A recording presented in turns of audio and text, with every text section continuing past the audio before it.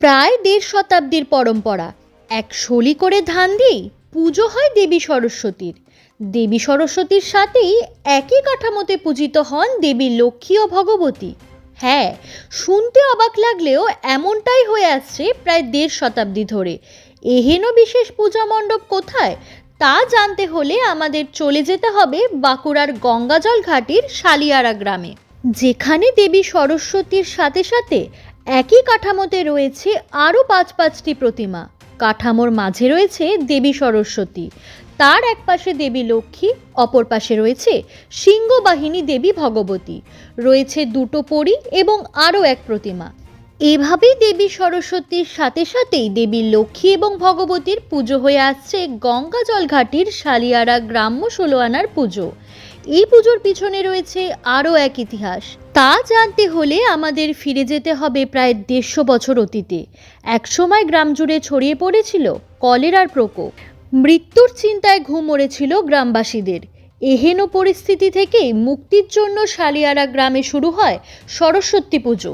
শুধু সরস্বতী নয়, একই কাঠামোতে রাখা হয় দেবী লক্ষ্মী ও ভগবতীকে। গ্রামের অধিকাংশ মানুষই কৃষিজীবী, তাই গ্রাম্য ১৬ আনাতে ঠিক হয় লাঙ্গন পিছু ১ শলি ধান অর্থাৎ ২০ সের। আর এই ধান দিয়েই প্রায় ১৫০ বছর আগে শুরু হয় এখানকার সরস্বতী পুজো। সেই পুরাতন পরম্পরা মেনে আজও লাঙ্গন পিছু ১ শলি করে ধান দিয়েই সরস্বতী পুজো হয়ে আসছে বাঁকুড়ার গঙ্গাজল ঘাটির শালিয়ারা গ্রামে। কর্মসূত্রে অনেকে বাইরে থাকলেও পুজোর টানে এসে এই কটা দিন জুটিয়ে আনন্দ করে সকলেই। পুজোকে কেন্দ্র করে রয়েছে ২ দিনব্যাপী যাত্রাপালা। পাশাপাশি শালিয়ারা ভিলেজ ক্রিকেট লিগের তরফে রাখা হয়েছে ২ দিনব্যাপী cricket tournament. Bureau report, বিকেডি news digital. আমাদের এই পূজাটা এই বছর নিয়ে ১৫১তম হতে চলেছে। তো আনুমানিক আমরা যেটা জানি আর কি, আমাদের দাদুদের কাছ থেকে যেটা শুনেছি, এক টাইম আমাদের গ্রামে খুব কলেরা হয়েছিল।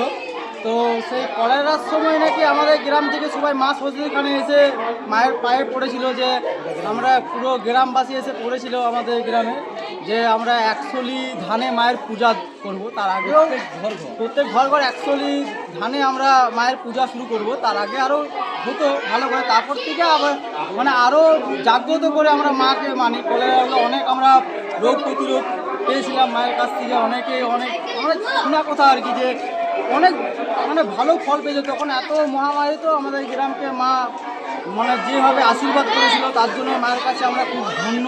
এমনকি এখনও আমরা পূজাটা রীতিমতভাবে চালিয়ে যাচ্ছি। আগামী দিনে চালাবো। এই নিয়ে আমাদের ১৫০ বছর পার হয়ে ১৫১তম পূজা শালিয়ারা সর্বজনীন সরস্বতী পূজা, যেটা পরিচালনা করে শালিয়ারা সর্ব ১৬ আনা। এমনকি গোটা গ্রামব্যাপী একটা জায়গায় পুজো হয়। এবং এই পুজোকে কেন্দ্র করে আমরা আমাদের যারা বাইরে থাকে সবাই একত্রিত হয়ে আমরা অন্য গ্রামে যেমন দুর্গাপূজা আরে হয়, সেটা আমরা এরকম সরস্বতী পূজাটা আমাদের দুর্গাপূজার মতন একটা বিশাল কিছু আর কি। এখন সম্ভবত ধারে পাশের মধ্যে এত বড় পূজা, এত বড় মন্দির, এমনকি এত বড় প্রতিমা, এত বড় মেয়ের আমরা দেখতে পাই না। এমনকি সব গ্রাম একত্র মিলে এই কটা দিন খুব আমরা মজা করি, খুব আনন্দ করি। এমনকি মায়ের এখানে আমরা খুব আশীর্বাদ আমরা পাই। এমনকি আমরা মায়ের এখানে ধন্য। এমনকি পরবর্তীকালে আরও পূজাটা চালিয়ে যাবে আমাদের গ্রামের লোক। আমরা আছি, নতুন করে আবার শুরু করছি আরও ভালো কিছু করার। ধন্যবাদ।